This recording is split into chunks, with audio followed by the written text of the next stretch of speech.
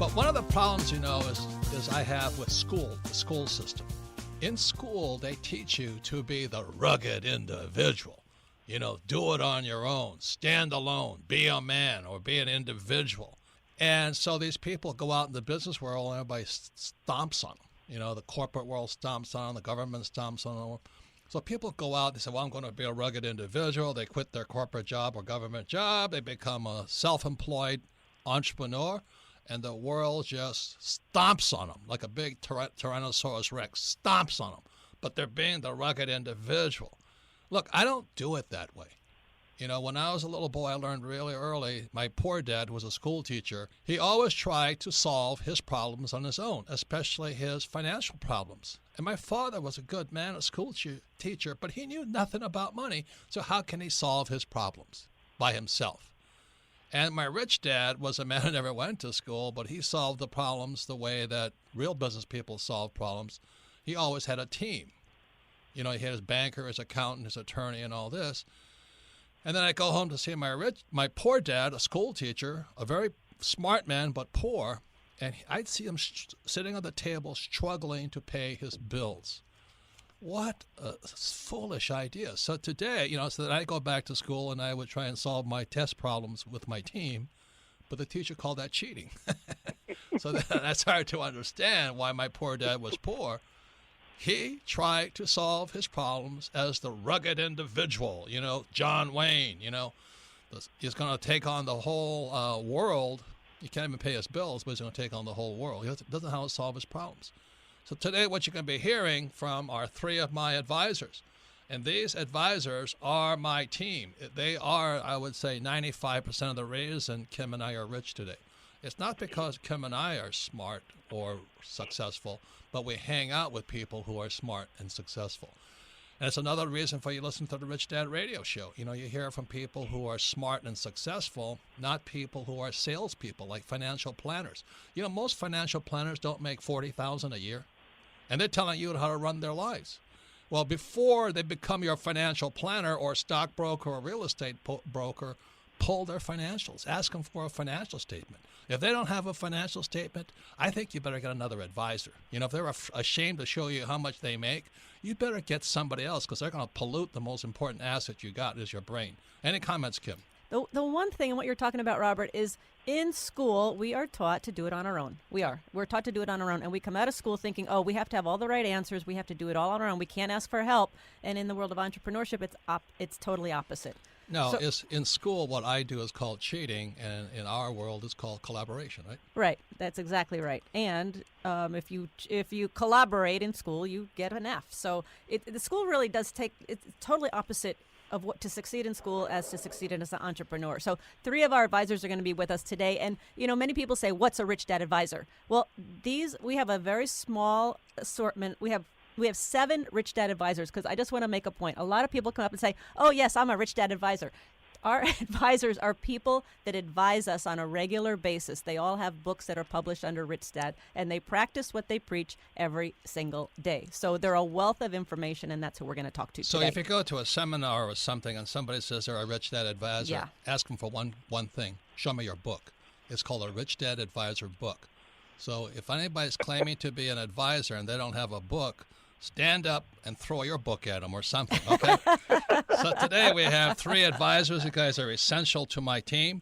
Number 1 is Blair Singer. He's Rich Dad Advisor. He's been my friend for years and years and years, almost 40 years now. He goes back before me. Yep. Blair and I were boyfriends. No, we're boyfriends. Right. And we also have Tom Wheelwright. He's our advisor on taxes. I hear so many people complaining about taxes. I say, why don't you talk to Tom? No. So they pay their stupid taxes. I mean, really, really silly. And also have Andy Tanner. For those of you who like stocks and bonds and paper assets, he's your guy. I personally don't care for them because I like real estate and business much more. But what Andy does, too, is he teaches you how to get cash flow from stocks, paper assets, which most people don't do. Yeah. They teach you to invest for the long term and lose it all. Anyway. No, they lose it to them. I know. Yeah. What should I do with my money? Well, give it to me. I'll take care of it. I'm a financial planner. I'm a real estate agent. Man, some of the most pathetic people, they're called brokers. It's because they're broker than you are. But anyway, today is my dear friend Blair Singer. He's Rich Dad Advisor. He's the author of Little Voice Mastery, Sales Dogs, and his website is salesdogs.com and blairsinger.com. So welcome to the program, Blair. Well, it's great to be here, man. It's great to always be on the show with the other advisors. Every one of my advisors, they all came about because of a bad deal. In other words, the saying we have is you can't do a good deal with a bad partner, but every bad deal I found good partners. So Blair and I became friends over a bad deal with a friend named Danny. And Danny's a great guy, but he was functionally incompetent. You're right. He was a good salesman. He was a good hustler, but a horrible business person. Yeah, he was a good salesman. So anyway, Blair, you talk about the number one skill of an entrepreneur, but really I think it's the number one skill in life. Yeah, absolutely. You call it sales, but my old man, my poor dad said, salesmen are scum, and that's why he couldn't sell. But what happens if a person can't sell, Blair?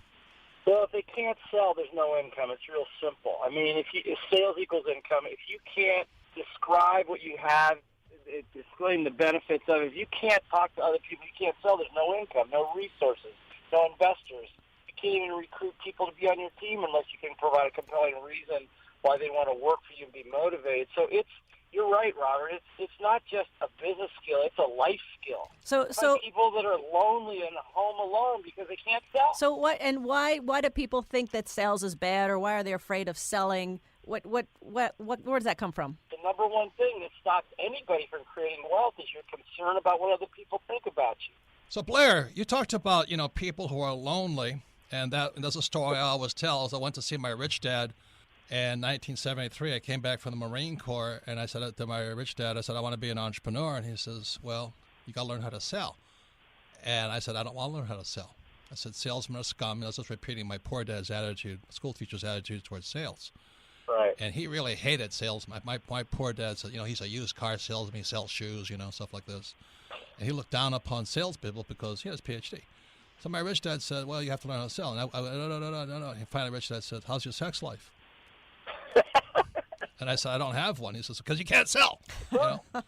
So that's when I decided I'd better learn how to sell, and I went to work for Xerox. But Blair, the thing I want to talk to you today about is this, okay? You said it best, and the reason you have your book, The Little Voice Mastery, is the most important sales job you have to do is a sales job on you, right? Absolutely. If you cannot control your little voice when it's going, I don't need to do that.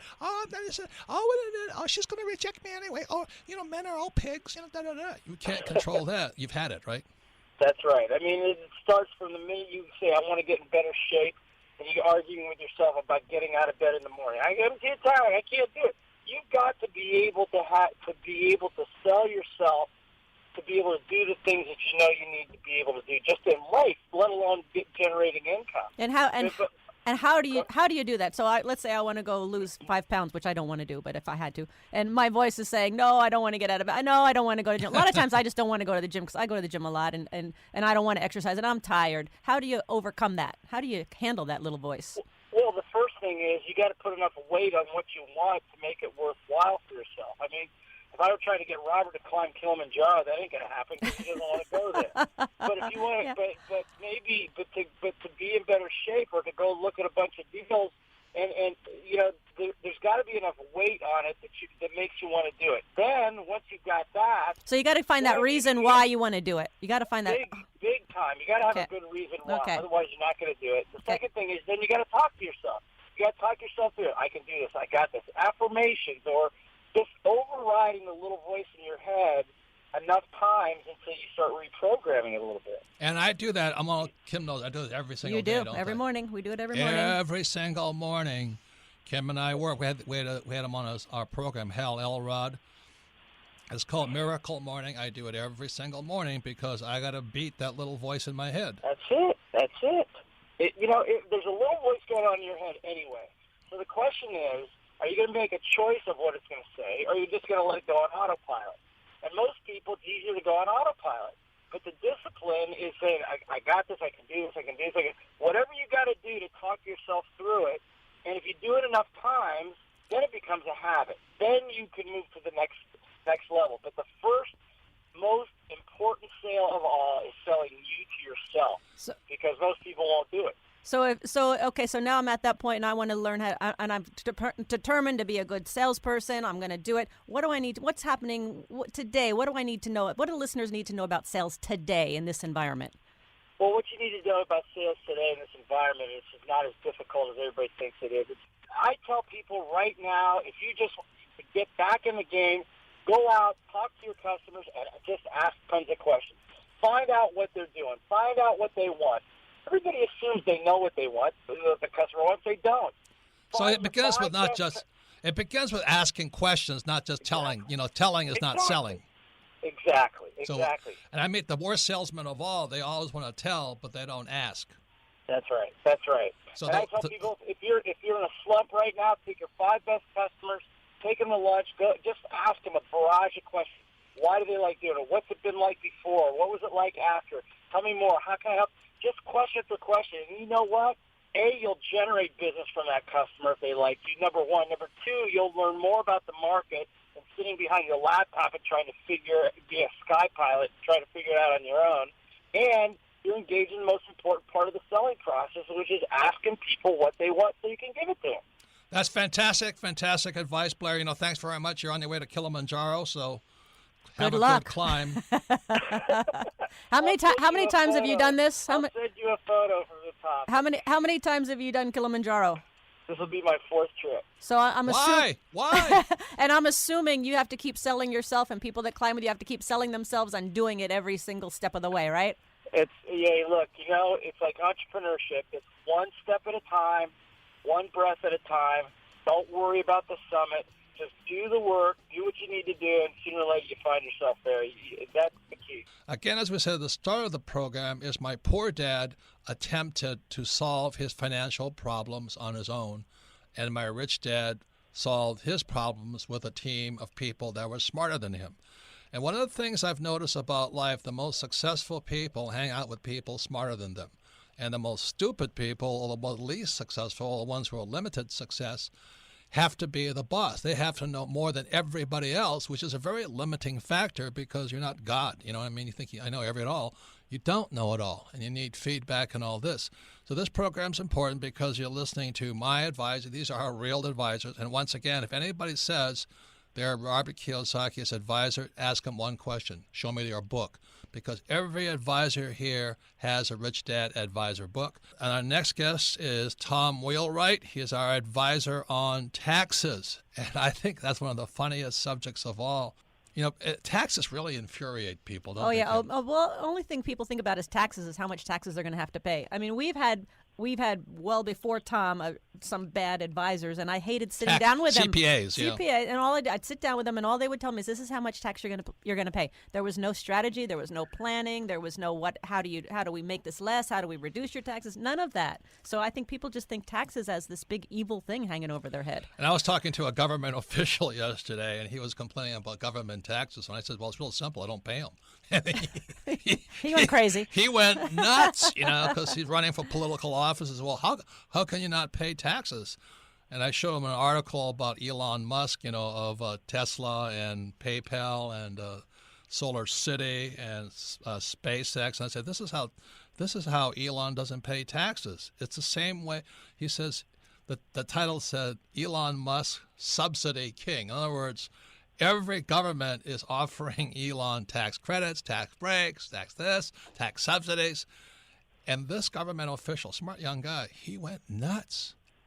Why? Because he's a highly educated government official like my poor dad. And he doesn't understand taxes like our advisor, Tom Wheelwright. And he's not an entrepreneur. Right. Because if you're an employee, you have to pay those taxes. But if you're an entrepreneur, the way Tom guided us to become better entrepreneurs is we don't pay tax legally. So here we have Tom Wheelwright. When you ask him for his book, it's a Rich Dad book called Tax-Free Wealth. And Tom is the founder and CEO of Provision. So welcome, Tom. Great. Thanks for having me. It's always fun being on these shows. So is it possible, Tom, for ordinary private citizens to pay, maybe not zero tax, but pay less and less tax? No question. Anybody who is either an entrepreneur or an investor, if we look at the cash flow quadrant, they're on the B and the I side, they can get to zero or at least down to you better explain 20%. Yeah, you better explain cash flow quadrant. Okay, so cash flow quadrant in the book, Cash Flow Quadrant. The Rich Dad book. The Rich Dad book, Robert's second book. There are 4 quadrants that 4 ways to earn money. You can be an employee, you can be self-employed, you can be a business owner or an investor. And who pays the highest taxes? The self-employed. The small business guy. Small business guy, they pay the highest taxes. I have to laugh because a government official was so upset that the small business guys paid the highest taxes. I said, well, you're the guys that tax them. But the government official doesn't know why the self-employed pay the highest taxes. Once you start thinking about what the tax law really is, which is a series of incentives for business owners and investors, you can make it work for you. But the problem with your government official is he's thinking like an employee, and an employee thinks, well, the more I work, the more money I make. And that's not the way the government thinks. The government actually thinks the less I work, the more I employ others and other people's money, the less taxes I pay. Right, and this government official, on top of that, he works really hard and he saves money. What's wrong with saving money? Well, you pay taxes at your highest rates on saving money. That's why. Yeah. So let me ask Wait, this guy was ballistic. He was ballistic yesterday. Well, he had a certain mindset. He had a certain Yes. mindset. So let me ask you this time. So we have a dear friend. He's a doctor, and he was kind of bemoaning all the taxes that he's paying, and he's an employee of a hospital, and this and that, and all of a sudden I said, but isn't he looking at starting a part-time business on the side of doing his consulting on the side? And his fiance said yes, he is, and I'm like, well, there's huge tax breaks there for him, and she's like, there are. So is that true? If you're an employee, you could start just a part-time business and get benefits? Yeah, no question. So when we say that the self-employed pay the highest taxes, we're really talking about lawyers and accountants and architects, people who really sell their services for a living. The small business owner, if they do a good strategy, have a good plan of action, they can get their taxes way down. So it applies. The tax law applies equally to the rich and the poor. It just applies differently between the I sell my time for money and I don't sell my time for money. I mean, those are the two differences. I talk to so many people who just keep working hard and saving money and putting in a 401k. What's wrong with that strategy? Well, they're planning to retire poor. That's what's wrong with that strategy, because that strategy only works if you make less money. If you're going to have less money when you retire than you are when you work, and I don't know anybody that really wants to just not sleep under a bridge. I mean, they if you want to just get by, that's fine. You're postponing taxes to a lower bracket. But if you want to have a good income when you retire, you're really pushing yourself into a higher tax bracket. Well, worst of all, by being an employee, saving money, and putting in a 401k, the government's sucking taxes off you on all 3 steps, aren't they? Well, they are. They suck it when you get paid, and then they suck it when you get your retirement money. So that and they suck. It's like a giant vacuum. Suck. Once again, Robert Kiyosaki, the Rich Dad Radio Show. Today we're talking 3 of the Rich Dad advisors, and these are our real advisors. If you ever meet a guy named Tom Wheelwright, CPA, great guy, and he is the author of Tax-Free Wealth. Say, Tom, are you really a Rich Dad advisor? Show me your book, and his book would be Tax-Free Wealth. And for those of you out there who are sick and tired of working hard, saving money, and losing money by putting in a 401k, I would get Tom's book, Tax-Free Wealth, and then contact him. His website is provisionwealth.com. So, Tom, this is my big question to you. Are there changes in the tax law coming up?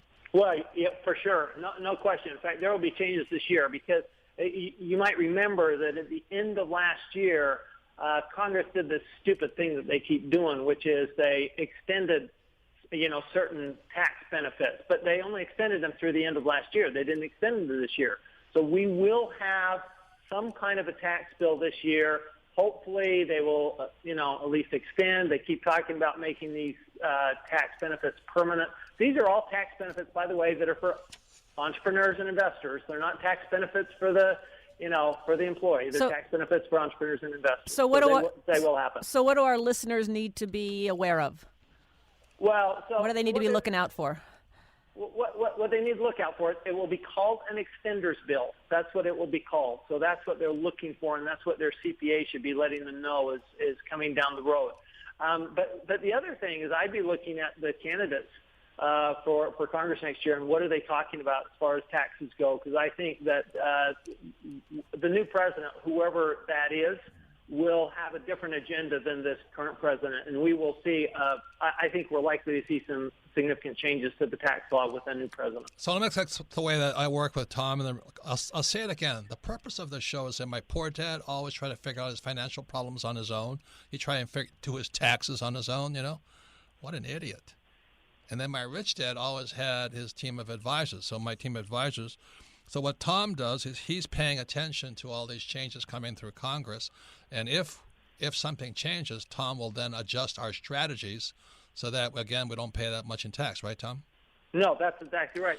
So right now, people are wondering, what do I do, for taxes? And, what I would say is this is the time to sit down with your tax advisor, do a mid-year assessment, look at where you are, look at what your strategy is, look at what's coming down the road. And now's the time to plan. And December is too late. So let me ask you this, Tom. If I'm an employee with a W-2, does it do any good to sit down with a tax advisor? You know what? I think it does from the standpoint you ought to look at, okay, if there's nothing I can do, then what can I do differently in my life? So what I might be able to do differently in my life is put my money somewhere else. And instead of putting in that 401k, can I put it into real estate, oil and gas, something else?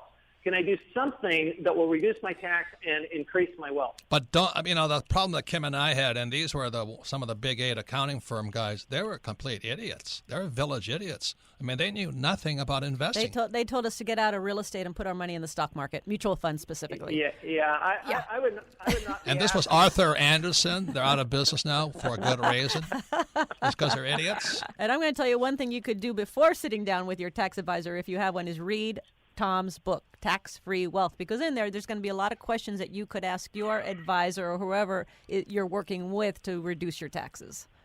No, that's a really good idea. And Rich Dad Poor Dad, what makes it such a fabulous book is that it shifts your context, the way you think about things and the way you think about money. Well, that's the reason to read Tax-Free Wealth, because think differently about taxes. Don't think of them as the enemy. Think of them as your friend. And think about how can you make them your friends, and then you can win. Think of Elon Musk. He got $50 billion or $5 billion in tax breaks, and he's a rich man. So Kim and I do the same thing. I was talking to this government official, an employee. He went nuts. He went crazy. And we had Blair Singer on just recently. This employee's little voice fired off. He says, "You guys are crooks. You're cheating everybody." I said, "Look, I want you to look at it another way. The people who get tax breaks are partners with the government." Right. Elon Musk is doing what the government wants done. Kim and I are doing what the government wants done. We are partners with the government, so we get tax breaks. Employees and self-employed or small business guys are not partners with the government. Is that true, Tom? Well, it's right. And it's like you say, Robert, the more generous you are, the more benefits you get. And the more people we serve, Right. The more people you serve and the more generous you are. So if you go serve more people by building more rental properties, you get more tax breaks. If you employ more people, you get more tax breaks. It's the people that are very conservative and just do things for themselves, the employees, they're the ones who get hammered. So that's why, I ask people, when you talk to a financial planner, real estate broker, stockbroker, ask them for their financial statement. And if they don't have one, run. Run, because they're going to give you financial advice that's bad. And that includes people who are like CPAs and lawyers. Most of those guys don't make much money. They pay high taxes, and they're not investors. They invest in 401ks. So that's why the 3 people we had, Blair Singer, the little voice mastery, the biggest voice you got to master, the biggest sales job you got to make is on yourself. Because I can hear some of you saying, I'll never be rich, Well, it's good for you, but you don't know how hard my life is, I can hear it, because I have the same garbage going on in my head. And second is Tom Wheelwright. He's a Rich Dad advisor on taxes. His book is Tax-Free Wealth. And he is the reason Kim and I make a lot of money and pay less taxes. And as I said earlier, is that the people who pay the least taxes are partners with the government. That's why Elon Musk, I think, got $5 billion in tax breaks. Kim and I don't get that much, but we get millions in tax breaks. And this is why this show is important, because these are our advisors. I mean, we're kind of behind the scenes now. You're hearing the conversations we have with them on a regular basis, and they do advise us, and they do practice what they preach, and they live, breathe, sleep this every day. Yeah, and once again, there's a lot of people that they're claiming to be my advisor or our advisors. if somebody says they are, just ask them to, I want to see your book that says Rich Dad Advisor on it. That's the best test you can have. So our last and final guest is a great friend, Andy Tanner. He's a Rich Dad Advisor. And it's for all of you people out there who have a 401k, because some financial planner or your boss or your company told you a 401k is good and mutual funds are safe, guaranteed to wealth. So for those of you who listen to those guys with no financial education, here's Andy Tanner. So Andy, Andy. Hey, thanks for having me, guys. Yeah. Andy, Good to hear your voice. Good to be with you. What do you say with somebody who thinks they're going to retire with a 401k? And I got to say, you're also the author of the book 401 Chaos. So what is that about? Well, concerning Robert's question about people have a 401k, it's great if you live in Colorado because you can smoke that high-grade marijuana. And you're a Mormon. You shouldn't say that. Can we say that on the radio? Yes, you can. Even I don't do that stuff, man. It's a tough place to be, in my opinion, for a lot of people. There might be a few very high money earners that you might have some future with it. I think the toughest part is, the storm clouds are out there and they are not hard to see. What's going to happen is not hard to define. When it's happened, a little tougher. You've been bold in your predictions. But the biggest problem I'd have if I was sitting in a 401k, I was worried about not having control, right? Where I have to sit and I have to hope something works out rather than being able to force my will, to be able to make my own future. I have to hope my future works out rather than creating it. Because it's in somebody else's hands and it's in the stock market. And the worst thing about it is the reason people are poor is they make it so easy to have a 401k. Yep. You just walk into your HR, human resource director, check a couple of boxes, and you walk out and you think you're protected for your life. Yeah, all 401k is a tax. It's one more tax on your life, right, Andy? It's automatic enrollment.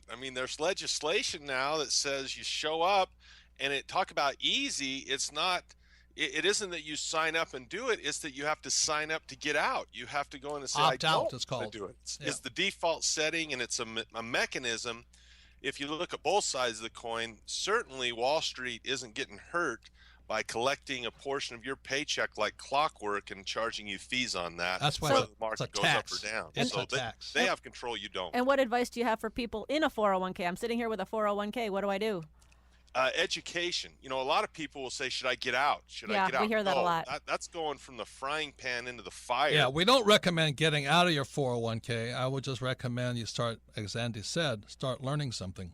What are some other alternatives? What are some other ways to invest in paper or business or real estate or commodities? So Andy's book is called Stock Market Cash Flow. You see, most people should not do what Kim and I do. They really shouldn't be entrepreneurs, and they really should not invest in real estate. It is not liquid. It's high risk. It takes immense dedication to make it. As Wheelwright Tom Wheelwright talked about ESB and the I, to make it to the BNI is probably 1 in 10,000 will make it. But you can't do what Andy does, and that's why his book is called Stock Market Cash Flow, because you don't really have to be that good an entrepreneur to do what you do, right, Andy? Yeah, there are similar principles, and there's a similar context, I think, that are across all the asset classes from context. But I think you talk about salesmanship and how important that is. The liquidity of the market makes it so I can buy things and sell things without having to negotiate or advertise or market or get public, PR. So there are some advantages, and there's also disadvantages. Anyone in any asset class, I think we can find successful people. Trump's done well in real estate. Buffett's done well in the stock market. You can also find a lot of carnage and a lot of people that have failed in those. And the difference is their context and the level of their education and how committed they are to driving their own ship rather than having someone else drive it. Yeah, once again, Robert Kiyosaki. Pretty sure Buffett doesn't have a 401k. I'm pretty sure of that. Once again, it's Robert Kiyosaki, the Rich Dad Radio Show. We're talking to my advisors. Kim is our advisors. These are real advisors. We have Blair Singer, Tom Wheelwright, and Andy Tanner. Right now we're talking about, for those of you who have a 401k, I would definitely say being screwed. And the reason is called fees, that the Wall Street wins whether you lose. They don't really care about your money because they're going to win the moment you sign up for it. So we're talking to Andy. I mean, what can a person do to have cash flow from the stock market? Well, it's the same thing that happens with rent, and it's the same thing that happens with business. You need to learn how to sell. When you rent a house, you're selling a contract to that person that says, I'll let you have some time in my house if you'll compensate me. When you sell a product, you're selling. And most people in the stock market don't know how to sell things like an option or how to be a true business owner. Of course, there's dividends, but those are pretty small return for what you put in. So the guys like Buffett, the way he makes billions is he sells contracts. He sells paper contracts. And these can get a little bit more complex. This isn't for someone to, hop right into without some knowledge and some background. But that's really, Buffett makes billions a year by selling contracts in the same way a real estate investor sells contracts for leases and rent. It's very, very similar. So it's a matter of, same in real estate, it's a matter of getting some education behind you, and then you take small steps and you practice, right? Huge. Okay. And the big difference is if I'm going to go into business and sell, I'm going to have to advertise, I'm going to have to give a sales pitch, or at least have a good brand or marketing at the least. Where in assets, in paper, they're generally liquid. And if I want to sell something, it sounds crazy. It almost sounds unbelievable that I could click a button, someone would buy something from me and deposit money in my account for new cash flow. That's new cash flow that month. What Andy is talking about here is you're talking about options, aren't you? Yes, I am. So what you do is, let's say you have 100 shares of Netflix, which will now be worth 700 shares. But anyway, you can just rent your shares, basically. Hey, I'm going to give someone the option to buy something. If I buy my stock at $100 and I'd feel comfortable with selling it at 110, why not make that $10? Well, I can get paid. The neat thing is whether the stock goes up or down, I would keep that premium. So up or down, it wouldn't matter. This is how Warren Buffett acquires stock. I can also sell a contract for something I want to buy. Right now, Robert, I've been building not to be too personal, but I've been building a little position on some oil contracts. I feel oil's pretty low right now. I don't know when it'll go up, but what I've done is I've said, look, I want to buy oil, maybe an ETF equivalent at $20. And I'll get 50 cents per share, 75 cents per share, depending, to do what I was going to do anyway. So since December, I've been able to build this position in the oil market. And even though oil's been pretty much stagnant since December, it kind of found a bottom there and it's varied a little bit, but the big drop has stopped. I've actually profitable in getting paid to buy an asset that I was going to buy anyway. So I'm cash flowing that while building a position. And then if oil goes up, great. Then I can get a capital gain if I want it. Very much the same feeling as you're going to rent a house. And if the price of house goes up and someone makes you an offer you can't refuse, well, great. Then maybe you flip it. But that's not going to be your bread and butter. Your bread and butter is your cash flow, if that makes sense. Well, what he's saying that instead of buying a piece of property, you buy some shares and you rent your shares. You give them the option to buy your shares, and they pay you. Let's say your stock is worth $10. You'll sell them a $1 option that if it hits $12, you'll sell it to them for $12. A way someone might think of it is that time. But the point is, you get that dollar. Yeah. See, what you're going for is not the price of the stock. You're going for the rent of the stock. You bet. And that's called stock market cash flow, which is you describe. So that means your risk goes down, but your cash flow goes up. Right? 100%. Yep, that's exactly right. And so isn't that better than, if with some education, than sitting with a 401k, by holding and praying that if the stock market crashes, you're wiped out? That's ridiculous, isn't it? It really is. And again, there's a huge lack of control. We mentioned that 401k. And let me say one more thing that Tom mentioned, Tom Wilbur, a CPA. If you have a 401k and you make money in a 401k, you pay higher taxes than what Andy is doing, because 401ks are taxed, and this is true all over the world, at different tax rates than people who are professional investors like Andy. So 401k is a double loser, because you lose from fees, you lose if the market crashes, and you lose when you redeem them for taxes. And can't you also pay taxes even if you lose money in your 401k?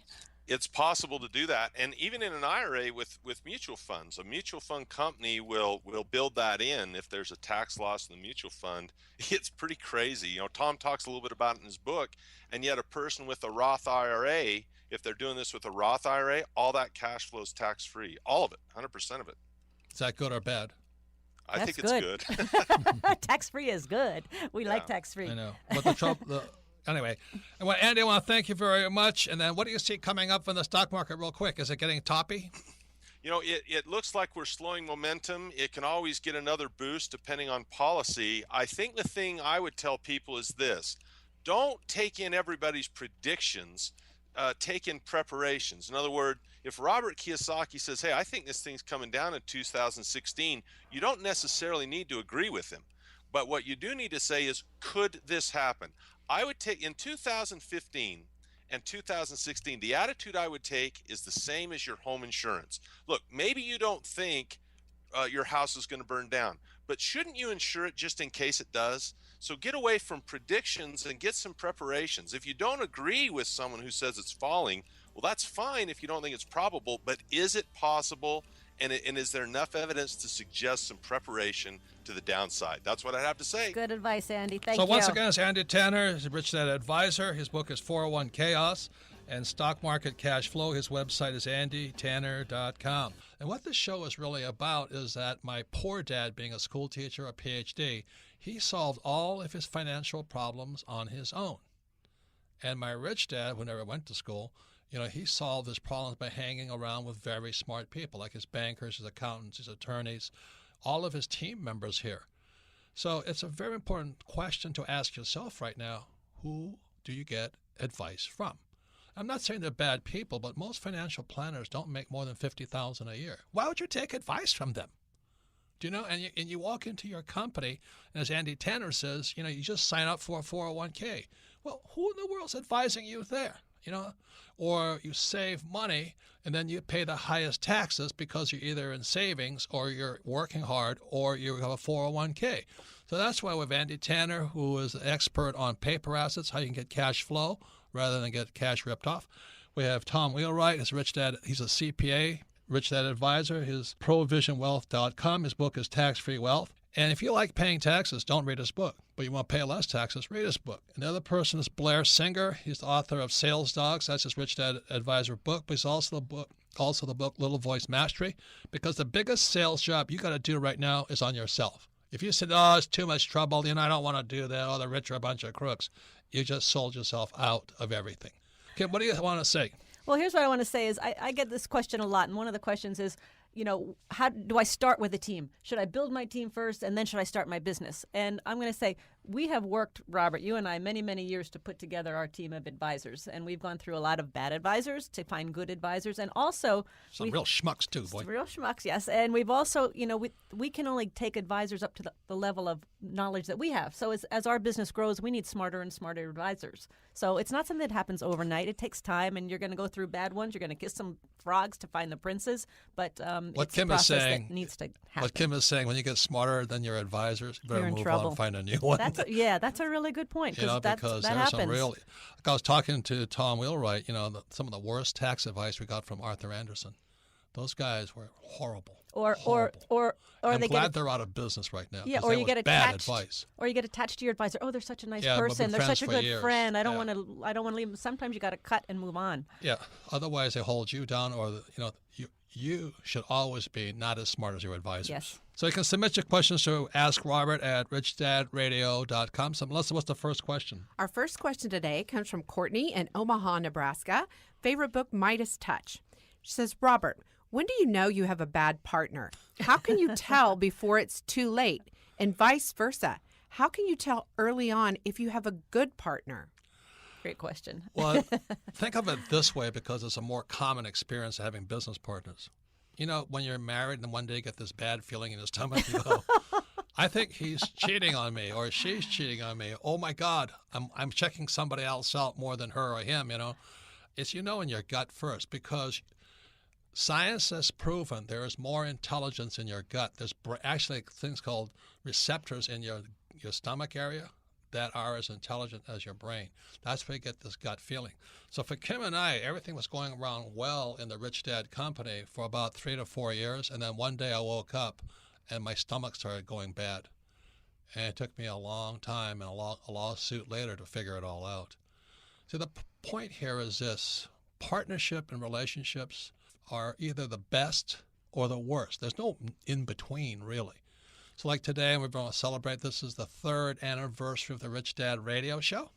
And this is a real example. Our first partners in the show, thank God they're not here, it was a horrible feeling. Every day, Kim and I would come in and do this show, and we hated it. Well, they had their own agenda. We were not aligned on what we were doing. Yeah, they were just there to talk about what they wanted to talk about. But out of that, this is so first, the rule of thumb is you can't do a good deal with a bad partner. And they were bad partners. Every day it got harder. I said, I don't want to do it. I hate them. I don't like them. They're cheating me. They're screwing me. They're lying behind my back. And then out of that comes good partners. So this is the rule. You can't do a good deal with a bad partner. So you move on. But out of that, out of every bad partnership comes great partnerships. So today we have Melissa and Tony, and we love doing this show. We get better, you get better, and all that. So that's kind of how you know. And happy 3 years of doing this, right? Yes, absolutely. And our CEO and our president, great partners now. They came out of a bad partnership, and now we work really well together. Things move, things happen. We're productive, we're creative. That's one way you know a good partner. I'm going to say one other thing, because you took the words right out of my mouth, Robert, is trust your gut. I mean, the biggest mistakes I've made is when I don't trust my gut. And here's what's happened sometimes is we have a partner and he or she does something and it's a red flag. And I go, oh, no, that's not important. No, I'm going to ignore that because that's just a one time. But if I had paid attention to those red flags and trusted my gut, it would have been a different story. So trust that gut because it knows, you know if it's a good partner or a bad partner. Yeah. The reason people have eating addictions is they're trying to stuff that feeling in their stomach. That's really what it's about. They got a bad feeling about something. So I don't know the name of the receptors and all that. I was talking to my doctor about it yesterday. He says, you're correct. He says, there are more brain cells actually in the gut area than because the brain does a different function than the gut area. Okay? So you'll know in your gut. Melissa, next question, please. Our next question comes from Marcelo in San Antonio, Texas. Favorite book, Cashflow Quadrant.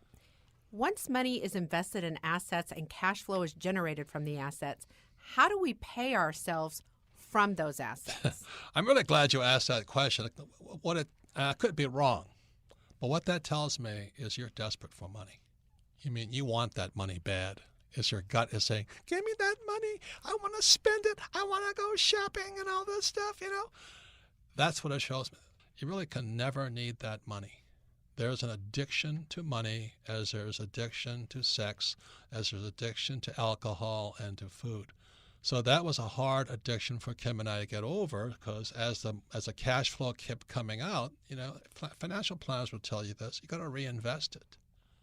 So Kim and I just kept reinvesting. Meanwhile, in our quote-unquote jobs, we survived off of our jobs. So our jobs or our work provided our paycheck, but we left the asset column alone to grow. And today, the same thing is true, right? Yeah, well, that's our rule. Our rule is once a dollar goes into the asset column, it stays in the asset column. And we kept reinvesting it. Maybe we sell an asset, but we buy another asset with that money. And it wasn't until, I don't know how many years, the thought never even occurred to me to pay ourselves out of that. No. That came from someplace else. That was just to be reinvested. Eventually, that cash flow is so great and so abundant that maybe then we can buy our liabilities out of the cash flow from the assets. But that's way down the road. So I appreciate the question simply because that's what the question most people, when can I spend the money?